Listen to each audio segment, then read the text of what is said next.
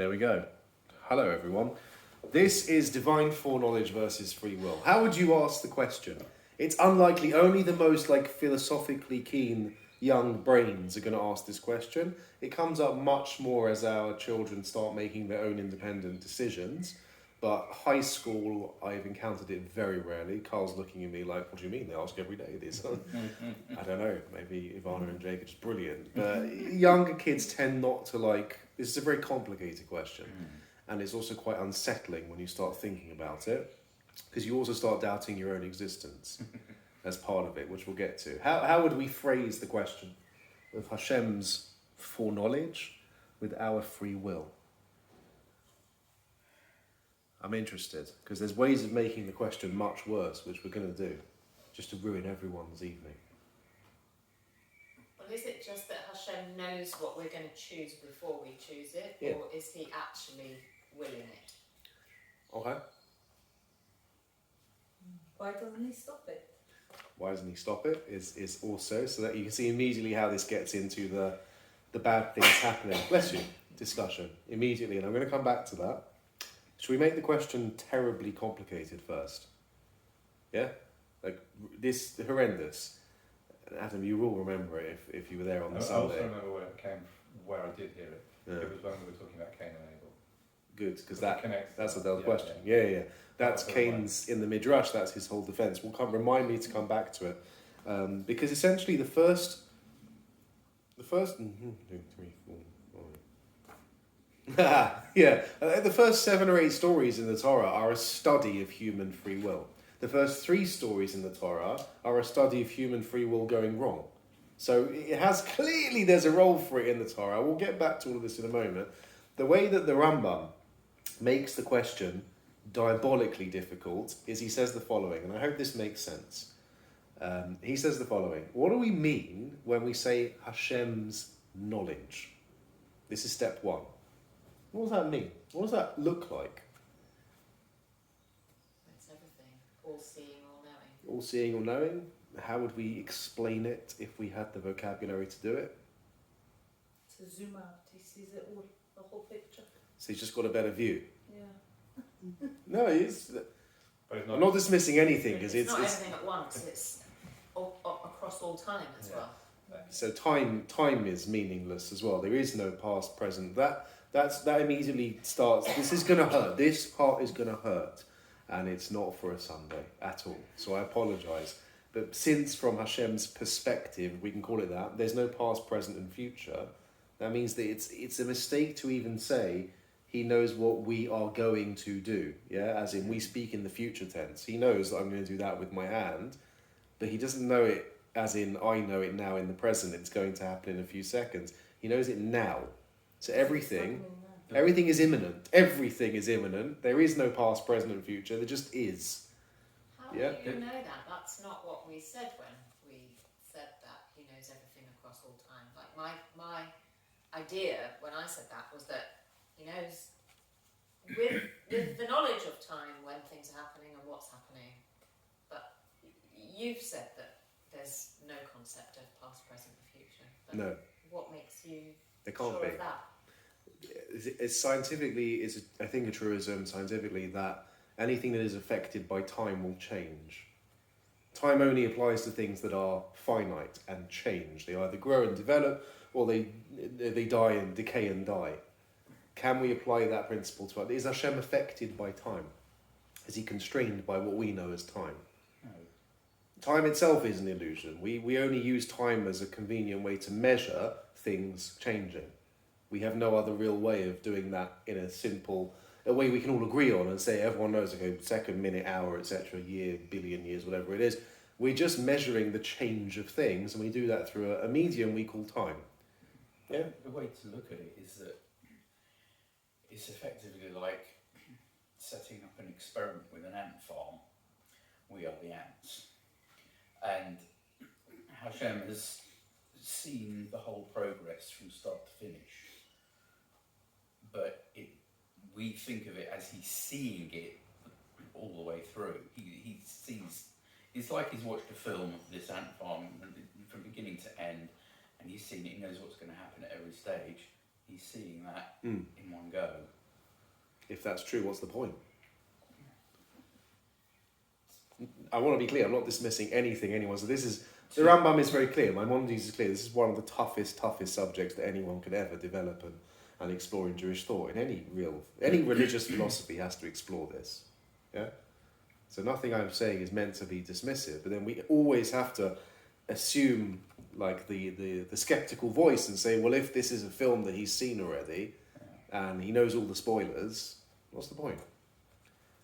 Because he's Ma'ich patlo, as we say. Yeah. Ma'ich patlo, what does he care? He's given us the opportunity To do what? to. We can't change the script. To fulfill his wishes. Can we change the script? Yes, We can. all the way through. So then he hasn't seen the film. He has, because in every situation, every one of us, all the time, every second of every day, we have an infinite number of choices that we can make, or rather, two choices in every situation. We've got, but that leads to an almost infinite number of choices throughout our lives, Yes. which then creates a knock-on effect with the butterfly effect on everybody else. Correct. And so there are an unimaginably infinite number of possible outcomes, and Yeah. they've all played through, and he sees everything. So Like to they've all Hashem, played so to through. us it's unimaginable, Yes. but to Hashem it's very imaginable. It's as easy as clicking his fingers. Yeah. But I guess the interesting thing is then not that we are following this path. The point is he's interested in us, our rationale and our thoughts and how we're doing it. So you're not looking at saying, well, there was no option, you had to go from A to B, or you go from A to C, and he knew we were going to go to C. He's like, oh, I've rationalism God. It would be interesting to know why you did that and how you came to it and how you developed as a person. So putting it that way around. There's ideas coming out that we're going to explore that are That's said kind of by what I was trying some of the to greats say. of our history have approached it like this. Yeah. So my theory is that without that driver in our life, there is no purpose for life, and we wouldn't have to fight for our kids' safety or for that. There's no purpose if we don't have that driver. So that's what it's about. Because we might as well just go back to Gan Eden and be stupid. And yet, even in Gan Eden, it's clear there was room for a decision to be made, and it seems the wrong decision was made. So we'll go back and It wasn't explore wrong that. necessarily. A decision was made. We've done the masculine, feminine. We've done that. We're not getting back into that, Anthony. Doesn't it come down to like actions that have like a threshold of consequence? Like you're holding that paper in your right hand and gesturing with your left. Now, if you change, it won't make a jot of difference in the universe. But like we talk about the butterfly effect. If you kill that butterfly, it has a consequence later on. But it's like the small thing with that piece of paper. Who cares? Maybe, but by the same token, can I be held accountable for consequences of my actions that I can't foresee or comprehend?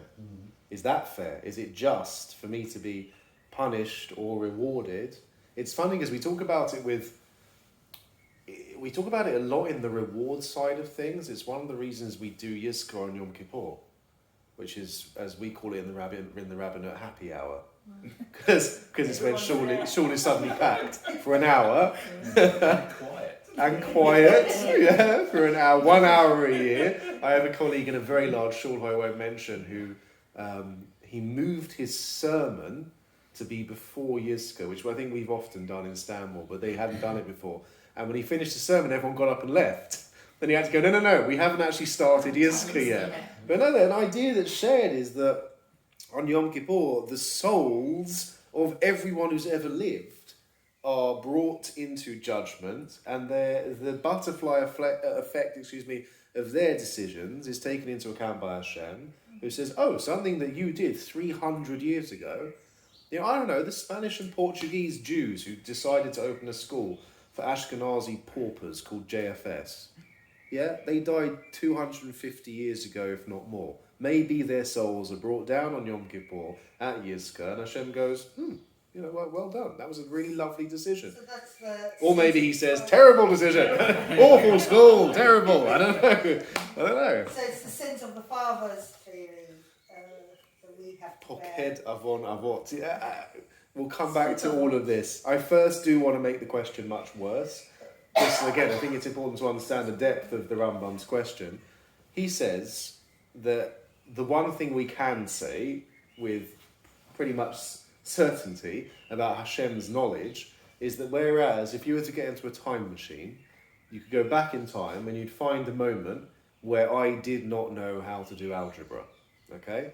You wouldn't need to go far back. 30 seconds ago, I didn't know how to do it. There was maybe a time in Hasmo where I vaguely knew how to do it, right? You'll go back in time and you'll find a version of me that couldn't read or write. Yeah? And I assume that applies to everyone. So human knowledge, the Rambam explains, which is a lovely idea when we think about things, is external to us, is it not? And we acquire it. We assimilate it into ourselves and we make decisions. Some knowledges we throw away and we forget over time. And others, actually, we developed quite robustly and we become experts in those areas. Yeah, that's human knowledge. So the Rambam explains, knowledge in the human realm is there's me and there's the knowledge. Imagine it just like I'm covered in Velcro and it's just the stuff I stick on me as I go through life. And as I get older and more forgetful, lots of it starts to fall off. Yeah? Can you say that about Hashem? No. Logically, no. This is why it's a very, very strong philosophical argument. You can't go back in time to a moment where Hashem didn't know how to add or subtract. Yeah? It's just absurd even saying the words. So the Rambam therefore makes the following argument, which is that unlike human knowledge, which is external to ourselves, Hashem's knowledge is intrinsic. Okay? The really complicated way of saying that, bear with me, is that this is the way the Rambam says it. I'll try and translate it into English. He says, he is the knower and he is the knowledge. Yeah? Does that make any sense? He is the knowledge. He and the knowledge, it's him. It's one and the same. And therefore, he makes the next step. Follow carefully. He says, if Hashem knows something, since we can reasonably say that a God of all existence is perfect, that means that his knowledge is also perfect. The example I used on that Sunday morning was, if Hashem knows that it's going to rain tomorrow, can it possibly be sunny? This is how to think of it. Is there any chance it's going to be sunny tomorrow? Hashem knows it's going to rain. Yeah? Or, I mean, forget England. What if we're in the middle of the Sahara Desert? Now, Hashem knows it's going to rain tomorrow. Does that mean that rain is inevitable?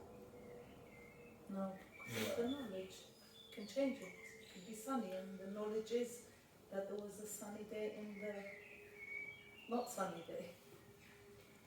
Take a step back. Hashem is perfect. His knowledge is inseparable from him. It's intrinsically him, which means his knowledge is also perfect.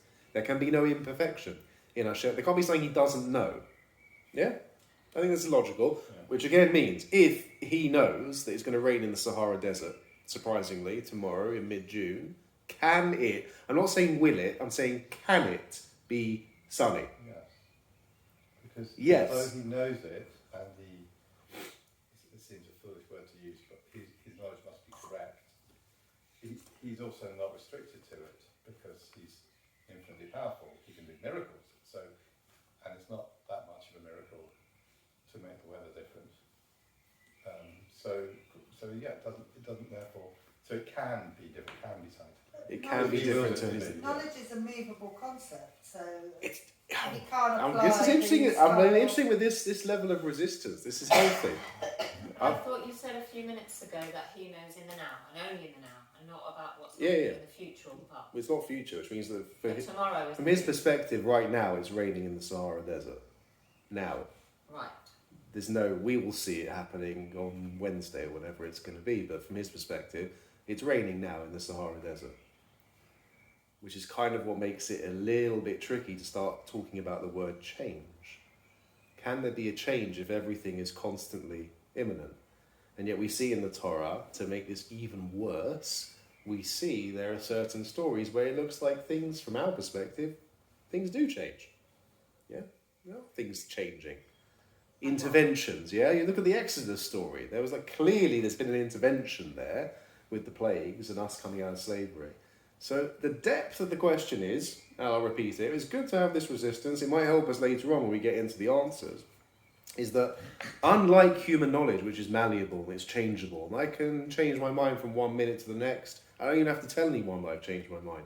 The notion of Hashem changing his mind implies that there's an imperfection there, something that he wasn't aware of previously, and now goes, it's like a eureka moment. I didn't know that. Well, now that I know that, I'm not going to do this anymore, which the Rambam says is philosophically impossible to happen to a creator of all existence. Is that? Yeah, I never know how much sense we're making on a Sunday evening. I've got no idea. He takes it one step further, which is, if this is the case, that Hashem's knowledge is perfect and unchangeable, because again, change implies imperfection, it implies I wasn't aware of something that then happened, and now I have to change. Adam, perhaps you'll disagree, but I think change is always triggered by something. Change has a cause, otherwise why change? Something causes me to change. What could cause Hashem to change if he knows all causes anyway? So, him and his knowledge are one and the same thing. His knowledge is perfect and is unchangeable. Does he know what we're about to do before we do it? Yes. And if that knowledge is perfect, does that mean we could ever change what we're about to do? Well, we feel like we're changing. We feel like, but let's keep it conceptual for now, Susie. Does that mean Hashem knows that I'm going to do that? Can I, not will I, can I not do it? Yeah. Just pause and think, and think. No, That's the free will, no? Well, like I said, As I he step chose out of to frame. do that, but Hashem already knew he was going to choose to do that. I think there's a You didn't difference know. here between knowledge and control. So knowledge is one thing, but a better way of looking at it would be, is he in control of what we do? I think that's better. So ultimately, just because he knows what we're going to do doesn't mean that we can't do it. Lucy, certainly in good companies, we'll discover later on that this is a split that becomes necessary. Pause that for a moment. This is all just thought experiments that are meant to make our brains go, all right. Him to know, What is insignificant knowledge? things like that, Yeah. you know. Nothing to him He's is obviously insignificant. got bigger things. No. This is an important point, because this is where Judaism stepped away from the pagan world, where in the pagan world the gods were totally disinterested by what was happening down here. They had their select elite, the kings and the priests, who were their communicators down here, but the peasantry and all the riffraff, they didn't care about That's them. not what I meant. I meant an insignificant thing like throwing a piece of paper in the air. He's busy down here, of course he is. Not busy. But He's not busy. You know. No, it's not like us. It's not 9 to 5 with lunch break. No. They say that each blade of grass has a little, A malach telling that says him to grow.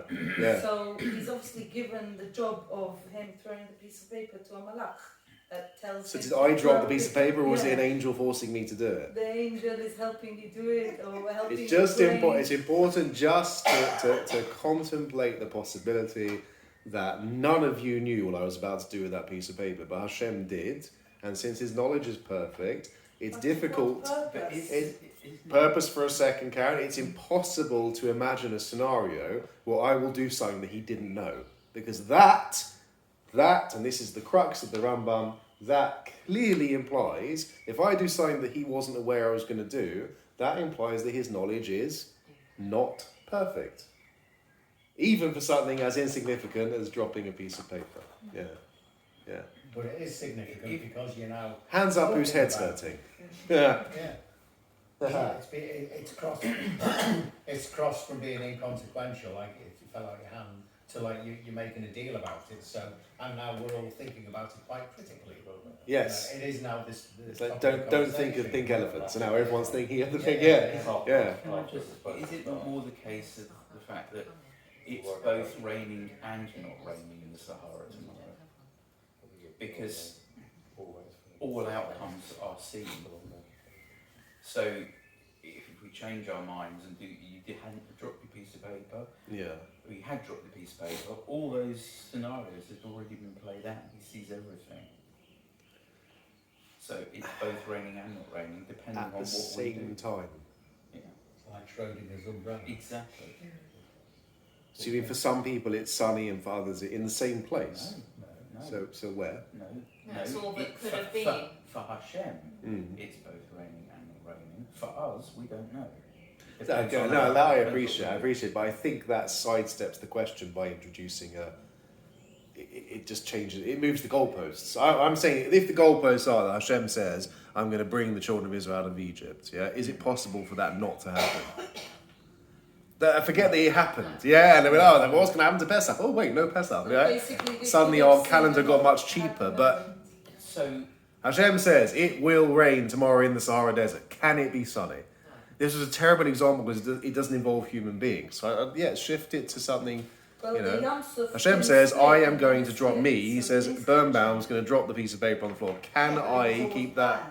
That's Again, the logically, the Rambam says no. wasn't planned. Because if I don't do that, it means that his knowledge was flawed, What do you his want? declaration was false, and the whole thing starts to unravel. No, but That's- if you accept this idea, because I subscribe to it too, Yeah. that perhaps what Hashem has in his knowledge is all of the permutations, Mhm. all of them. Yeah. So he's not committing to, he doesn't need to have, he's not restricted to either it's dropped or it's not dropped. He's both of those are within his knowledge. And therefore there is space within his knowledge. And it doesn't have to be chosen as to whether it's right or wrong until it's actually happened. So there is space within that infinite knowledge of those permutations to allow you to have free will, to either drop it or not drop it. Get it? It's As the, you wish. it's the until it actually happens that again starts to collapse under the weight of the lack of time. Or he It's knows occurred It to me- has it's happened. occurred to me that It none has of the- happened. It's occurred to me that none of the miracles we're aware of It's involve- happened. involve time travel. because you said until it's happened. That's only- Adam said As until it's far- happened. As far as Hashem's saying, if everything's happened. Yeah, it's happened. Everything has happened. Yeah. He didn't It's do right. it. It's From right his- here. From Yeah. his perspective, from our perspective, Okay. we are seeing time pass in sequence and in a forward-only direction. Yes. And therefore, there's no contradiction between him seeing everything and all the permutations of everything, and still leaving open the possibility that different ones of those outcomes might happen. A lot of this is exactly the approaches. It's very good. I'm glad we opened it up like this. What's the point of God knowing that it will rain in the Sahara on Wednesday unless he reveals himself and says to Adam, when you go to Tripoli on holiday next week, take an umbrella. It's like, so what? Is he going to Tripoli? I'm totally not going to. Take an umbrella. That's nice. Lovely, you know. Certainly an interesting place to go to. Hashem might have different ideas. So that's another. It's another good question, which is what. So what about let's say divine knowledge that at least from our perspective doesn't seem. It's dangerous to say this, but doesn't seem relevant. Like it doesn't make a difference as far as we know to anyone. That's a good question. We'll try and come back to that as well. The Odell, whole then we're going to press forward the into the. splitting of the sea, yeah, when they Yeah. came, he knew it's going to happen, yeah, we're going to all be saved. We didn't know. But when Moshe asked, he said, what do you want from me? Like, you Yes. do it. It's almost he's giving us the power to It's change. so it's very very clear. I think most of us would say that we feel intrinsically that we do have freedom to make choices. Yeah, that we kind of sense it intuitively that we do have at least some measure of maybe it is only what our attitude is and what our like inner moral soul is saying to us when we do such a thing. We all feel inherently that we do have freedom. And the second thing is the Torah presents itself, and we've done this week 2, which is the divinity of the Torah. In Orthodoxy, we believe that the Torah is, and this is going to make things even worse, the Torah is Hashem's wisdom. What does that mean then?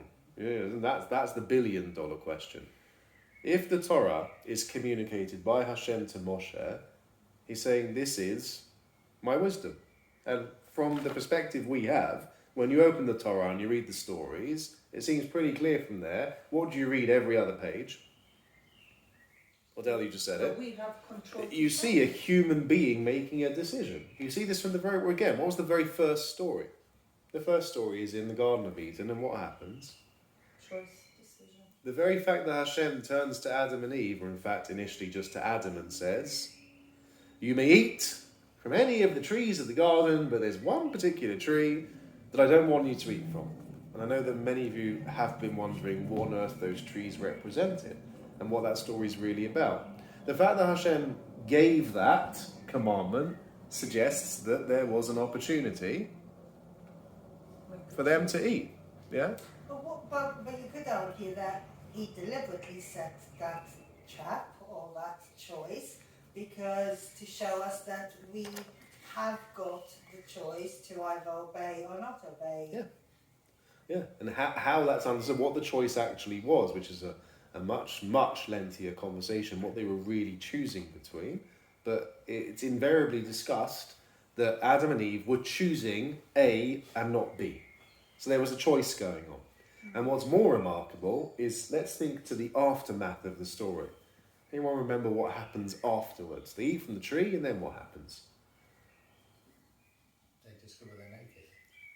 They realise they are unclothed, and they sew together fig leaves, and then they go and hide. Why do they go and hide? Because they hear the sound of, not music, they hear the sound of Hashem approaching, as it were, in the garden. And what does Hashem say? It's remarkable when you just, again, I keep saying this, when you just go, wait a minute, what's going on over here? What is this? What does Hashem say? He asks them a question. Where are you? Yeah, he says, He doesn't know. yeah, he says, where are you? And what does Adam say? Definitely No. not over here. No. I'm just a shrub. Yeah, he doesn't go, it's not me. Look over there. You know, he throws a stone or a can and makes a noise down there. No, it's remarkable. Hashem says, where are you? It's like a parent, you know, he's extremely well with a child, Right. but still wants to give the option to come out and confess to what they're just doing. Which is exactly, What Talia are has you just What are quoted. you eating? Yeah, nothing. Yeah. Did you, by any chance, eat a cookie from the cookie jar? This is fruit. Yeah. You've just quoted Rashi verbatim. Oh, well done, you. That's exactly, almost word for word, what Rashi says. But the transition is what's important. It's that when we make a decision, and that decision is to distance ourselves from Hashem, because His commandment was, again, Him, His knowledge, His will, His commandment, His wisdom. There are not different. Hashem doesn't have a department of mitzvot, right? Does that make sense? He doesn't sit with a committee and the committee comes up with ideas. You know, we're going to need 613 of these, so have it to me on Monday morning. It doesn't go like that. The mitzvot are Him. The wisdom is Him. The knowledge is all Him. It's one. In a way that we can't comprehend, because everything on planet Earth that we think is single unified object is in fact a composite of many other things. It just looks to us like it's one. This is one with a capital O. Yeah? So Hashem's mitzvah, His commandment is, don't eat from the tree. What was our decision? I've got to eat from the tree. So we took a step back from Hashem. Notice there's always a mirror image of what we do is what Hashem does. We take a step back from Hashem, figuratively and literally. We hide, thinking for a second, like, who are you? You know, he can see you. It's like Adam's got his phone with the seat. He can see. He can see who's at the gate. Hashem can see that you're hiding. So why are you hiding? We've taken that step back, and Hashem looks at our decision and says, oh, okay, that's how we're playing the game. Fair enough. I will introduce myself with a question, which is, where are you? Which suggests, even though it's absurd, that I don't know where you are. Yeah? I mean, it could be obviously a psychological thing. Where are you? Where are you really? In Yeah. the spirit of this Yeah. moment, or in your Yeah. in your psyche. It's a at beautiful this moment. suggestion, and there are midrashim that suggest similarly. The problem, Karen, is the second story in the Torah, which is Cain and Hevel. Cain and Abel. This one, we all know the quote. What does Cain do to his brother? He kills him. And what's really important is Hashem gives him a speech. What's the whole story? Let's just quick synopsis. Cain brings an offering. His brother copies him. Hevel, Abel, brings an offering too. Whose offering is accepted? Hevel's. Why? I haven't got the time to explain what was going on there. Cain grows crestfallen. He's very upset. Understandably, he's quite disappointed. To which Hashem steps in and gives him a pep talk. And do you know what the pep talk was? In one word, or in 2 words, the pep talk was, you have free will to fix this. I can't fix it for you. But if you want to fix this, you will be loftier than the angels. But it's up to you. Or, if you want to, you can carry on down this path of negativity, and you'll see where it leads you. They have an argument in the field, we're told. What happens next? Cain gets up, commits the first, I guess it's manslaughter because he doesn't know what murder is. And then something equally remarkable happens. What does Hashem say to him next? It's an echo of that question in the Garden of Eden. Garden of Eden, Hashem says, where are you? This time Hashem says, What did you do? where is... Yeah. He says, where's your brother? And this time, what is astonishing, in the Garden of Eden, Hashem says, where are you? And Adam says, rumbled. Yeah, I'm sorry. I don't know why I even bothered hiding. It's embarrassing. But yeah, I don't know what I was thinking. I'm here. And again, Hashem says, did you eat from the tree? Again, implying that he doesn't know. But this is Rashi who says, this has now become the way the relationship is developing. We guide the relationship in the direction we want it to, which I guess is an important thing for us as parents too. That our children will always mirror the way we guide the relationship. So Adam says, yeah, you know, you gave me this woman to be with me and she told me to eat the tree. And terrible advice, but you gave her to me. So yeah, we've been through that. We've discussed that last time. Good. So at least there's some sort of recognition of the insanity of what's going on. What does Cain say to Hashem? And he says, where is Hevel, your brother? What does he respond? It's incredible. Why didn't you stop me? Yeah, he says it. No, that's in the Midrash, but he says lo yadati, which means I don't know. he says, I don't know. He's Oh, I lying. don't know. Yes, yes. Hashem says, where is your brother, who is just murdered and buried? And Cain says, I don't know. I don't know. I thought he was with you. You know. Oh, he is. Now he is, yeah, technically, and he continues to say, "Am I my?" You all know this quote. We did it. We did this poem in English GCSE called "Am I My?" Yeah, am I my brother's keeper? And the Midrash there says an incredible thing. That you know the hidden part of am I my brother's keeper? What does that mean? What's he really arguing? What's he arguing? There's no Yeah, responsibility. is it my problem? Me? You know? It's the first Jewish lawyer. It's brilliant. Am I my brother's keeper? Is he saying you are? Yes, Okay. that's the Midrash says. The hidden bit, the unspoken sentence in Cain's argument is it my duty to look after my brother or is it yours, his creator? So don't come at me with this whole punishment thing, because we did this last week, if you cared so much, you would have stopped me.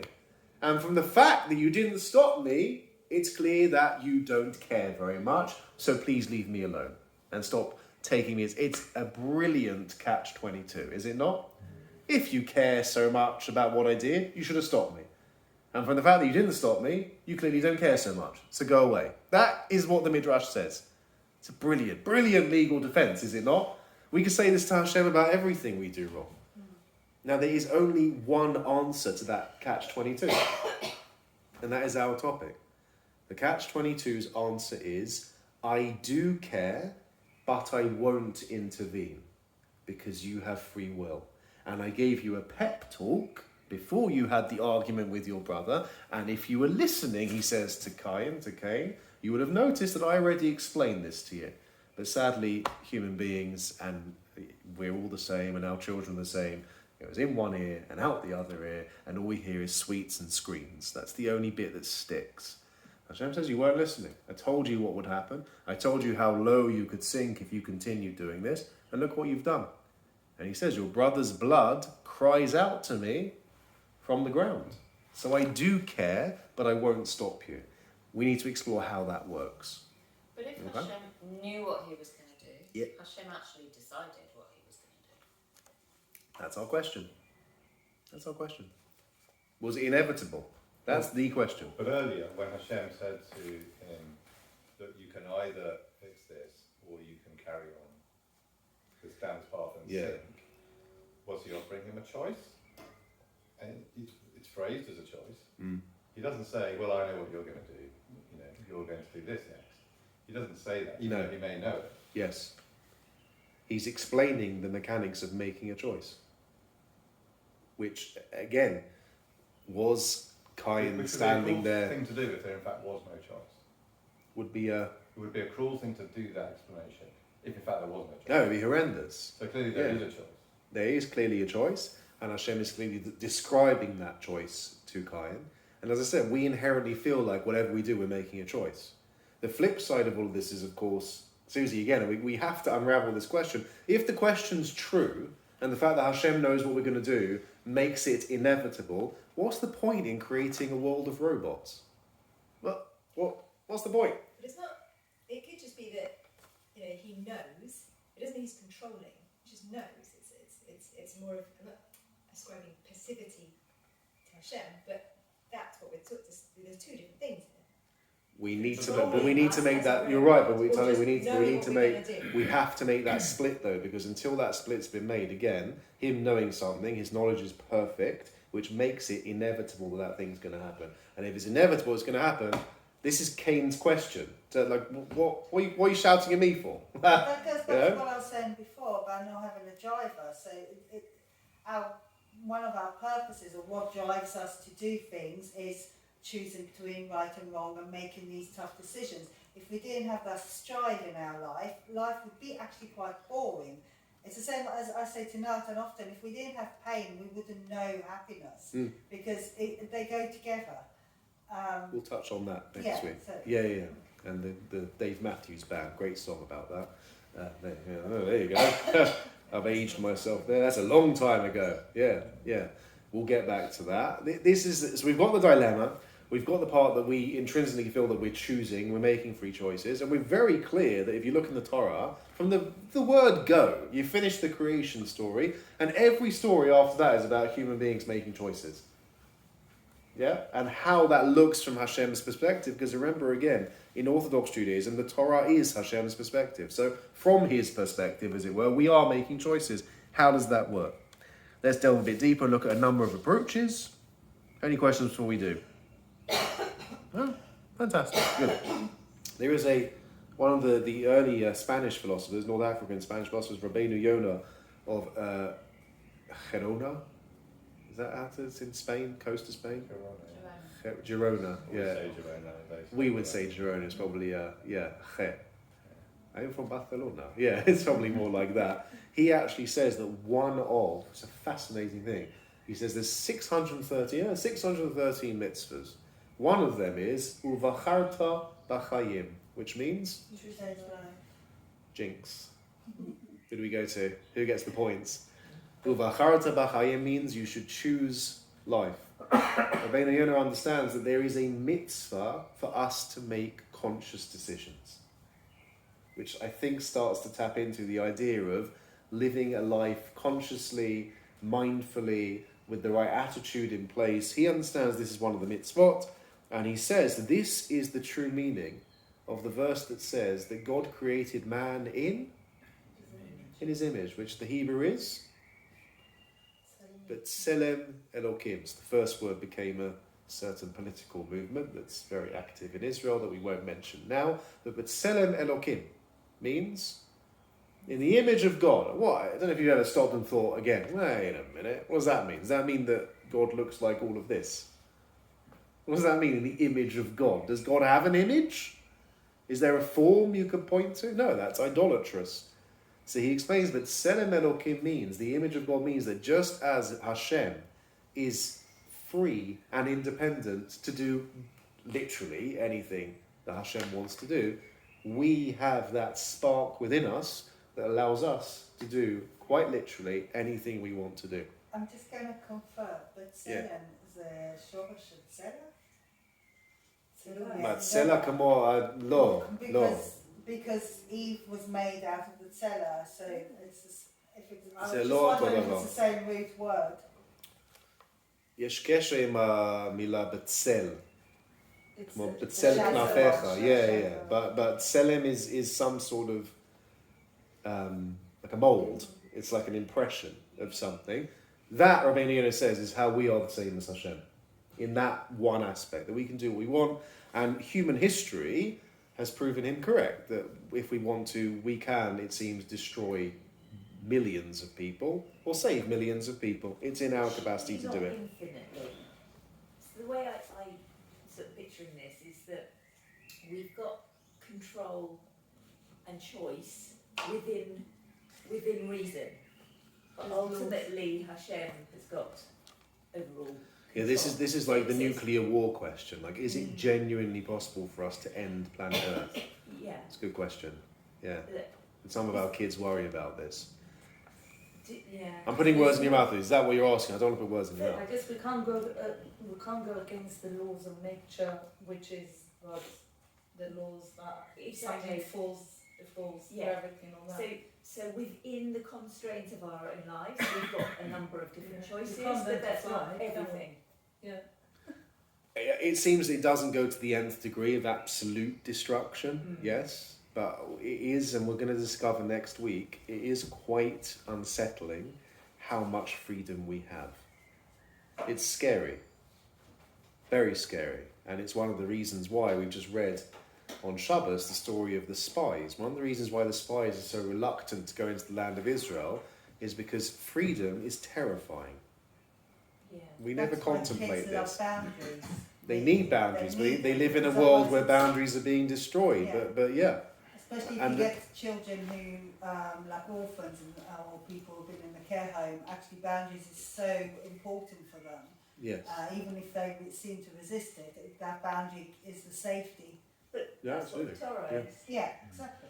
it's what it's Just meant to linking be. it to the Yeah. kids. Yeah, it's what it's meant Yeah. to be. But this is why teenagers are such a nightmare. Sorry, did I say that out loud on camera? I always try and be mindful of this with my own teenagers, is that being a teenager is really, really scary. Because you start to come to terms with the fact that one day, and it's approaching very rapidly, I'm pretty much on my own, and one day mum and dad are not going to be here anymore at all, and my goodness, that's really scary. Like when a child discovers death for the first time, no, it's not even they never discover it, and they don't fear. Fascinatingly, children don't fear their own mortality. First, they fear the mortality of their loved ones around them, their support Because they're system, so the structure. dependent. They don't contemplate their own mortality. So we get, like, our younger ones will say, when are you and mummy going to die? And they'll ask it jokingly, and I'm like, well, hopefully not yet. Yes, in the garden. But that is, they're expressing an inner fear. So yeah, freedom is intoxicating, but it's also terrifying. And we'll discover next week together just how terrifying it is. And I don't need to even go into detail because we've lived to see enough history to know how much freedom is granted for human beings to either accomplish amazing things or to screw things up completely. Okay? So, I said okay like that. It's totally fine. Yeah, completely fine. Let's look